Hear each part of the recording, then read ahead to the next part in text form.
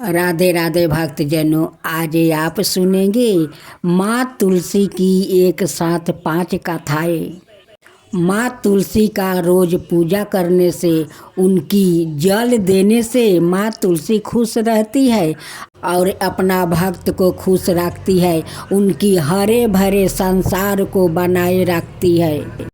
तो भक्तजनों, माँ तुलसी के कथा सुनिए तो पूरा सुनिए, अधूरा मत सुनिए। क्योंकि माँ तुलसी जिस घर में रहती है उस घर में कोई दुख तकलीफ नहीं आता है। माँ तुलसी सभी को रक्षा करती है। आप सुने माँ तुलसी की कथा। भगवान विष्णु ने जब श्री कृष्ण रूप में अवतार लिया तब रुक्मिणी और सत्यभावना उनकी पटरानी हुई। सत्यभावना पूर्व जन्म में एक ब्राह्मण की पुत्री थी। युवावस्था में ही एक दिन उनके पति और पिता को एक राक्षस ने मार दिया। कुछ दिनों तक ब्राह्मण की पुत्री रोती रही। इसके बाद उसने सवाए को विष्णु भगवान की भक्ति में संपीड़ित कर दिया। वो सभी एकादशी का व्रत रखती और कार्तिक मास में नियम पूर्वक सूर्योदय से पूर्व स्नान करके भगवान विष्णु और तुलसी की पूजा करती थी। बुढ़ापा आने पर एक दिन जब ब्राह्मण की पुत्री कार्तिक स्नान के लिए गंगा में डुबकी लगाई तब बुखार से कांपने लगी और गंगा तट पर उसकी मृत्यु हो गई। उसी समय विष्णु लोक से एक विमान आया और ब्राह्मण की पुत्री का दिव्या शरीर विमान में बैठाकर विष्णु लोक पहुंचाया गया। जब भगवान विष्णु ने कृष्ण अवतार लिया तब ब्राह्मण की पुत्री ने सत्यभावना के रूप में जन्म लिया। कार्तिक मास में दीपदान करने के कारण सत्यभावना को सुख और संपत्ति प्राप्ति हुई। नियमित तुलसी में जल अर्पित करने के कारण सुंदर वाटिका का सुख मिला। शास्त्रों अनुसार कार्तिक मास में किए गए दान पुण्य का फल व्याकृतों को अलग जन्म में अवश्य प्राप्ति होता है। गुणवती नामक स्त्री ने कार्तिक मास में सुंदर द्वार पर तुलसी की एक सुंदर सी वाटिका लगाई। उस पुण्य के कारण वो अलग जन्म में सद्भावना बनी और सदाए कार्तिक मास का व्रत करने का कारण वो भगवान श्री कृष्ण की पत्नी बनी। यह है कार्तिक मास में तुलसी आराधना का फल। इस मास में तुलसी विवाह की भी परंपरा है जो कार्तिक मास की पूर्णिमा तिथि को किया जाता है। इसमें तुलसी का पौधे को सजाए संवारे जाता है और भगवान शालिग्राम का पूजन किया जाता है। तुलसी का विवाहित विवाह किया जाता है। जो व्याकृत यह चाहता है कि इसके घर में सदाए शुभ कार्य हो, सदाए सुख शांति का निवास रहे, उसे तुलसी की आराधना अवश्य करनी चाहिए। कहते हैं कि जिस घर में शुभ कर्म होते हैं वहाँ तुलसी हरी भरी रहती है और जहाँ अशुभ कर्म होते हैं वहाँ तुलसी कभी भी हरी भरी नहीं रहती है। तुलसी हमारी आस्था है और श्रद्धा की प्रतीक है और अपरिमित औषधियों गुणों से युक्त भी। बरस भर तुलसी में जल अर्पित करना और संध्या काल तुलसी के नीचे दीप जलाना अत्यंत श्रेष्ठ माना जाता है। कार्तिक मास में तुलसी के समीप दीपक जलाने से मनुष्य अनंत पुण्य का भागी बनता है। इस मास में तुलसी के समीप दीपक जलाने से व्याकृत को साक्षात लक्ष्मी की कृपा प्राप्ति होती है, क्योंकि तुलसी में साक्षात लक्ष्मी का निवास माना गया है। अब माँ तुलसी का दूसरा अध्याय। एक बार राधा जी सखी से बोली, सखी तुम श्री कृष्णा की प्रसन्नता के लिए किसी देवता की ऐसी पूजा बताओ जो परम सौभाग्यवती हो। तब समस्त सखियों में श्रेष्ठ चंद्र नाना ने अपने हृदय में एक क्षण तक कुछ विचार किया, फिर बोली, राधे परम सौभाग्यदायक और श्री कृष्णा की भी प्राप्ति के लिए वरदायक व्रत है तुलसी की सेवा। तुम्हें तुलसी सेवन का ही नियम लेना चाहिए, क्योंकि तुलसी का यदि स्पर्श अथवा ध्यान, नाम संकीर्तन, आरोपण, चेतन किया जाए तो महान पुण्य प्रदान होता है। हे राधे, जो प्रतिदिन तुलसी की भक्ति करते हैं वो कोटि सहस्त्रों योगों तक अपने उस कीर्तन का उत्तम फल भोगते हैं। मनुष्यों की लगाई हुई तुलसी जब तक शाखा पर शाखा, बीज, पुष्पा और सुंदर दलों का साथ पृथ्वी पर बढ़ती रहती है, तब तक उनके वंश में जो जो जन्म लेता है वो सभी हो हजारों कलापों तक श्री हरि के धाम में निवास करते हैं। जो तुलसी मंजीरी सिर पर राख कर परन त्याग करता है वो सैकड़ों पापों से युक्त क्यों न हो, यमराज की उनकी ओर देख भी नहीं सकते हैं।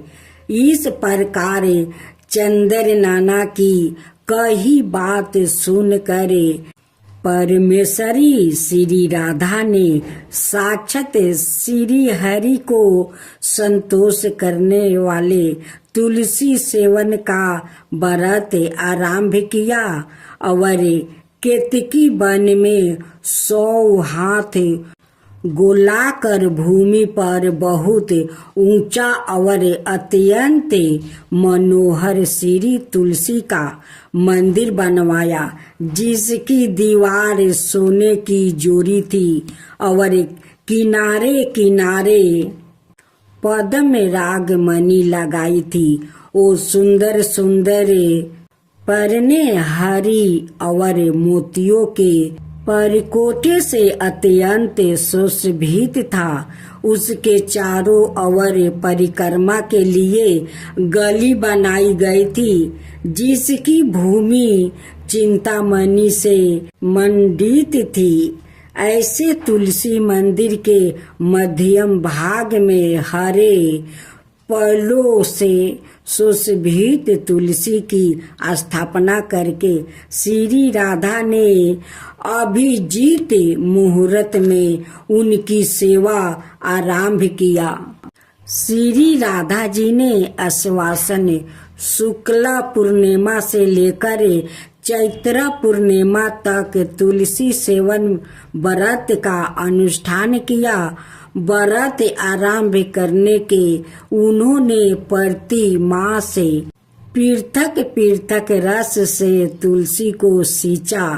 कार्तिक में दूध से, मार्गशीर्ष में ईख के रस से, पूष में दर्छा रस से, माघ में 12 मासी आम के रस से, फागुन मास में अनेक वस्तुओं से मिश्रित मिश्री के रस से और चैत्र मास में पंचमृत से उनका सिंचन किया और वैशाख कृष्णा प्रतिपदा के दिन उद्यापन का उत्सव किया। उन्होंने 2 लाख ब्राह्मणों को 56 भोग से दीर्पित करके वस्तु और आभूषण के साथ दक्षिणा दी। मोटे मोटे दिव्य मोतियों का 1 लाख भरे और सौरन का 1 कोटि भर श्री गंगाचार्य को दिया।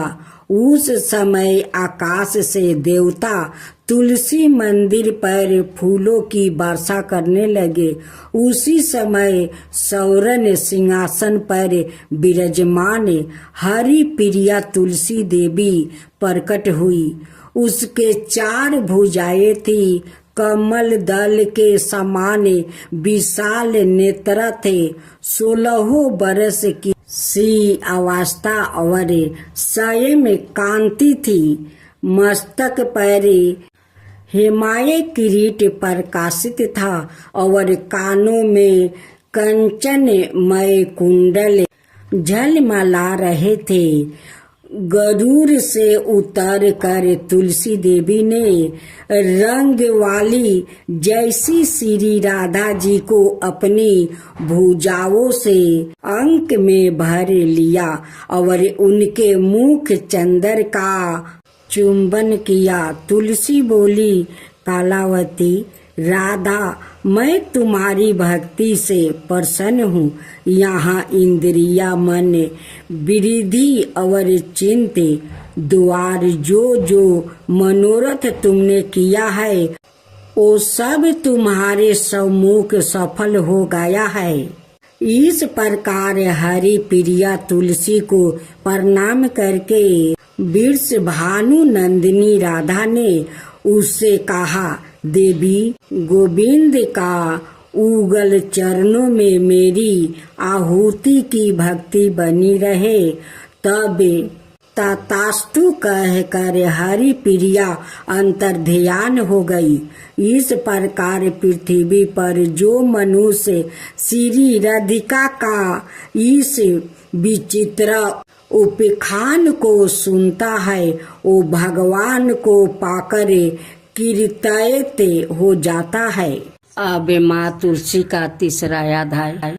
कार्तिक महीने में एक बुढ़िया माई तुलसी जी को सिंचती और कहती कि हे तुलसी माता, सत्य की दाता, मैं बिलरा सिंचू तेरा, तू करे निस्तार मेरा। तुलसा माता अडूबा दे, लडूबा दे, पीतम्बर की धोती दे, मीठा मीठा घास दे, बैकुंठ में बास दे, चटक की चाल दे, मटक की मौत दे, चंदन का काठ दे, रानी सा राज दे, दाल भात का भोजन दे, 11 की मौत दे, कृष्णा जी का कंधा दे। तब तुलसी माता यह सुनकर सूखने लगी। तो भगवान ने पूछा कि हे तुलसी, तुम क्यों सूख रही हो? तुलसी माता ने कहा कि एक बुढ़िया रोज आती है और यही बात कह जाती है, मैं सब बात तो पूरा कर दूंगी, लेकिन आपका कंधा कहाँ से दूंगी? तो भगवान बोले, जब वो मरेगी तो मैं अपने आप कंधा दे दूंगा। जब बुढ़िया माई मर गई तब लोग आ गया और माई को ले जाने लगे तो वो किसी से ना उठी। तब भगवान एक 12 बरस के बालक का रूप धारण करके आए। बालक ने कहा, मैं बुढ़िया के कान में एक बात कहूँगा।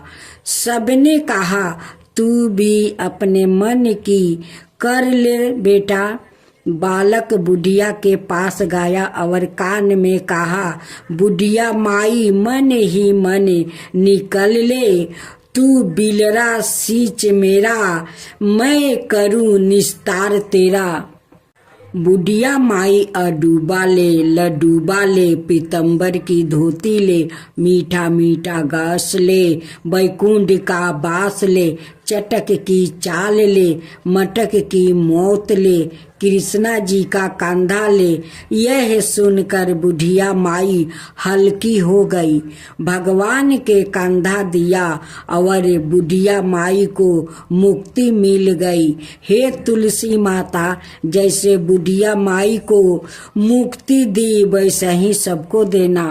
अब चौथा अध्याय। एक बूढ़ा ब्राह्मण था, वो रोज पीपल को जल से सींचता था। पीपल में से रोज एक लड़की निकलती है और कहती है, पिताजी मैं आपका जाऊंगी। यह सुनते सुनते बूढ़ा दिन पर दिन कमजोर होने लगा। तो बुढ़िया ने पूछा कि क्या बात है। बूढ़ा बोला कि पीपल से एक लड़की निकलती है और कहती है कि वो भी मेरे साथ चलेगी। बुढ़िया बोली कि कल ले आना। उस लड़की को जहाँ 6 लड़कियाँ पहले से ही हमारे घर में है, वहाँ 7वीं लड़की और सही है। अगले दिन बूढ़ा उस लड़की को घर ले आया। घर आने के बाद बूढ़ा आटा मांगने गया तो उसे पहले दिनों की अपेक्षा आज ज्यादा आटा मिला था। जब बुढ़िया वहाँ आटा सानने लगी तो लड़की ने कहा कि लाओ मैं सान देती हूँ। जब आटा सानने बैठी तो परात भर गया। उसके बाद माँ खाना बनाने जाने लगी तो लड़की बोली कि आज रसोई में मैं जाऊंगी। तो बुढ़िया बोली कि ना, तेरे हाथ जल जाएंगे। लेकिन लड़की नहीं मानी और वो रसोई में खाना बनाने गई तो उसने तरह तरह के 36 व्यंजन बना डाली और आज भी भर पेट खाना खाया। इससे पहले वो आधा पेट भूखा ही रहते थे।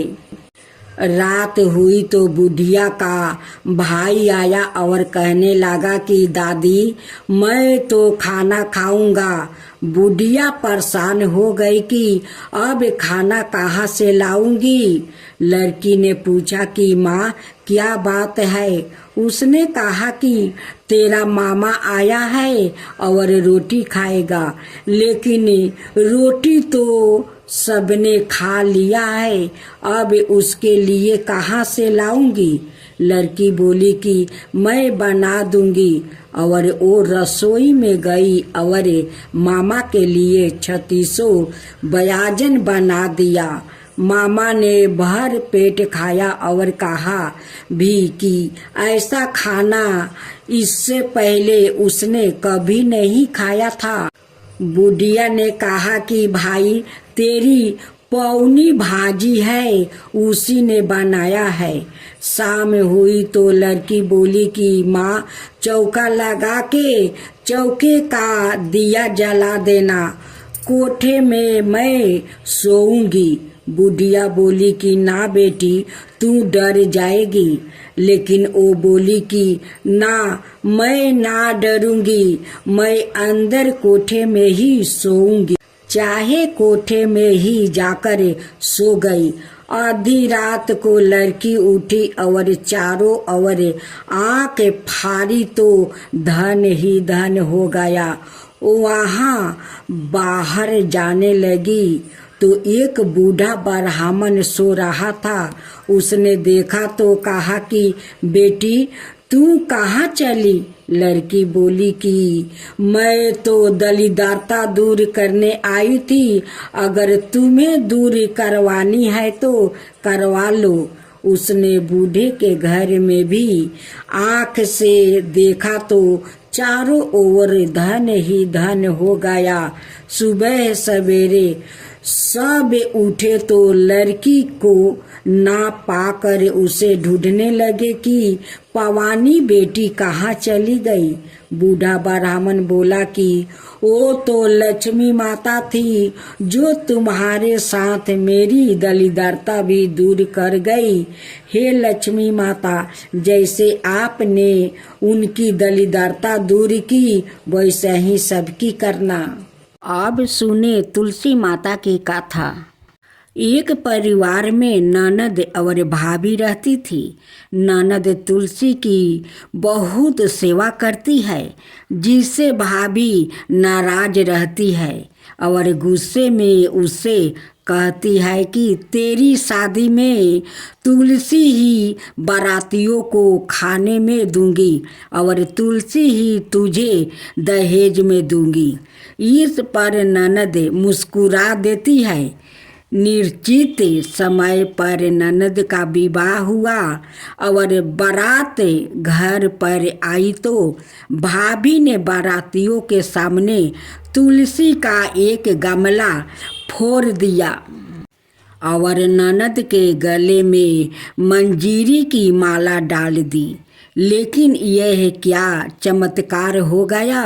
जब तक कोई कुछ समझ पाता, गमले के टुकड़े स्वादिष्ट भोजन बन गया और मंजीरी की माला सोने की माला में बदल गई। ससुराल वाले ने इस औगात पर प्रसन्नता व्यक्त की। भाभी को तुलसी का महत्म्य समझ में आ गया। इधर भाभी ने अपनी बेटी से कहा कि तू भी अपनी फुआ की तरह तुलसी की पूजा किया कर। लेकिन बेटी का मन नहीं लगता। लड़की की शादी के समय भी उसने खाने के लिए गमला फोड़ दिया, किंतु इस बार वो आश्चर्य नहीं हुआ और मीठी मीठी ही बनी रही। बाराती भूखे पेट ही उनकी आलोचना करते हुए लौट गया। काफ़ी समय के बाद भाई को अपनी बहन की याद आई तो अपनी पत्नी से कहा कि कुछ सामान दे दो, बहन से खाली हाथ मिलने नहीं जाना चाहिए। उसने एक झोली में थोड़ा सा जबरा भर कर दे दिया। कहा कि घर में यही है, लो जाओ। बहन के घर पहुंचने के पहले उसे एक गौशाला देखी तो गौ के सामने उसने जुआर का झोला उलीट दिया, जिस पर गौशालक ने कहा कि गाय सोना मोती नहीं खाती है, इसे क्यों डाल रहे हो। जुआर के दानों के सोना मोती बनने पर उसने उसे बिटोरते हुए पूरी बात सच सच बता दिया।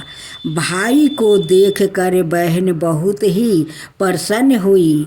वापसी में यह बात उसने अपनी पत्नी को बताई तो वो भी तुलसी की पूजा करने लगी।